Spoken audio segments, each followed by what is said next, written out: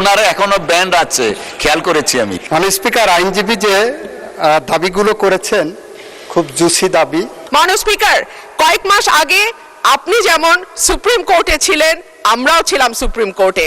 আপনি আমাদের সমস্যা যেভাবে যত কাছের থেকে দেখেছেন, এই সমস্যার ভেতর দিয়ে আপনি গেছেন, আমরাও কিন্তু সেই একই সমস্যার ভেতর দিয়ে এখন যাচ্ছি। মাননীয় স্পিকার, আমি 1 টাকা বাজেট অনুমোদনের জন্য বলছি এ কারণেই যে 2025-26 সালে বিচার বিভাগের জন্য বরাদ্দ ছিল 2015 কোটি টাকা, যেটি জিডিপির 0.03% কাছাকাছি। এইবার এটি বেড়ে হয়েছে 2187 কোটি 58 লক্ষ টাকা। মাননীয় স্পিকার, এটাও জিডিপির 0.03% মতো, এর বেশি নয়। অথচ আমরা যদি বিটিভির মতন একটা একেবারে মানে কি বলবো, যে খাত থেকে কোনো লাভ হয় না এরকম একটি খাতের বরাদ্দের দিকে তাকাই, সেটাও দেখবো বিচার বিভাগের বরাদ্দের চেয়ে কয়েক গুণ বেশি।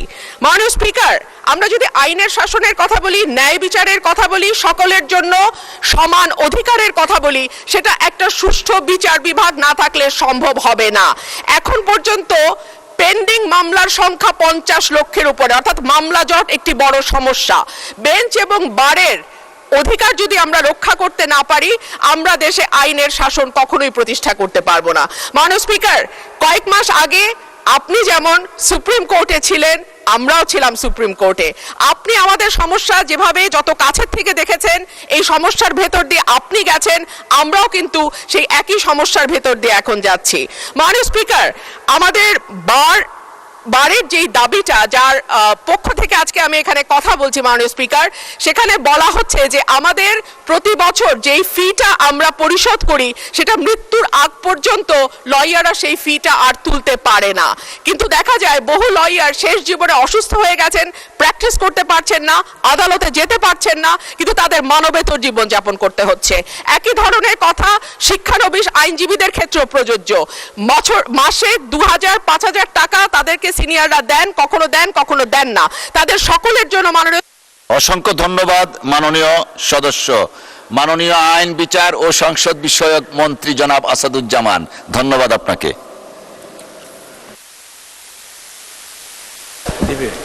মাননীয় স্পিকার, আপনাকে ধন্যবাদ। মাননীয় স্পিকার, আপনি লক্ষ্য করেছেন অন্য দাবির ক্ষেত্রে কিন্তু মাননীয় সংসদ সদস্যরা নিজেরাই আর্গুমেন্ট করেছেন।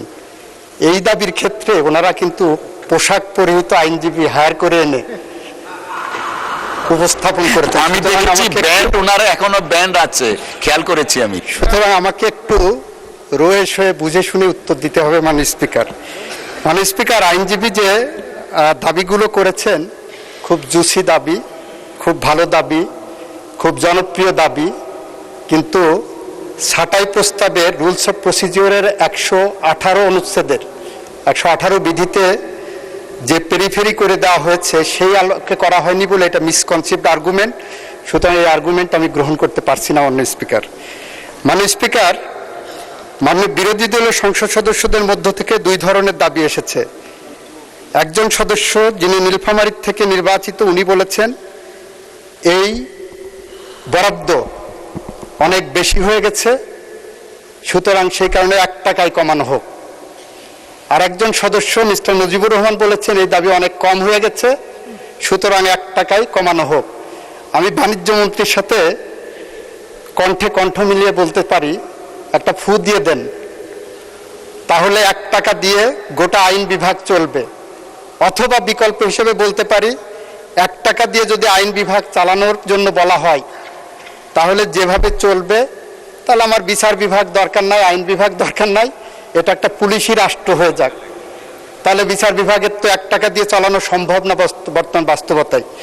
সেই প্রেক্ষাপটে মাননীয় স্পিকার, 118 অনুচ্ছেদের 118 বিধির 5টা ডায়াগ্রাম করলে 5টা 118 বিধির ক অনুচ্ছেদে ডায়াগ্রাম করলে 5টা ইনগ্রিডিয়েন্টস পাওয়া যায়।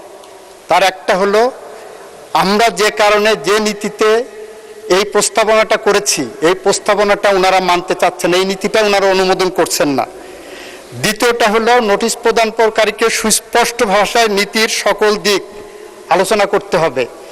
তৃতীয়ত হলো, নির্দিষ্ট বিষয়ের মধ্যে সীমাবদ্ধ থাকতে হবে। চতুর্থত, পঞ্চমত হলো, বিকল্প নীতি অনুসরণের পরামর্শ দিতে পারেন ওনারা, কিন্তু ওনারা 1 টাকায় কমিয়ে 1 টাকা দিয়ে গোটা আইন বিচার বিভাগ কিভাবে চালানো সম্ভব সে ধরনের বিকল্প নীতি আমাদের সামনে উপস্থাপন করেননি মাননীয় স্পিকার। সেটা যাই হোক মাননীয় স্পিকার, এই টাকাটা আমাদের বিচার বিভাগ চালানোর জন্য অপ্রতুল হলেও এই 2030-এর জুন পর্যন্ত এই টাকার বিকল্প আমাদের সামনে কোনো উপস্থাপনা আমাদের নাই বলে এটাকে অনুমোদন করার জন্য আমি আপনার মাধ্যমে সংসদের কাছে উপস্থাপন করছি এবং ছাঁটাই প্রস্তাবটি নাকচ করার জন্য আহ্বান জানাচ্ছি মাননীয় স্পিকার। ধন্যবাদ। 2027-এর 30শে জুন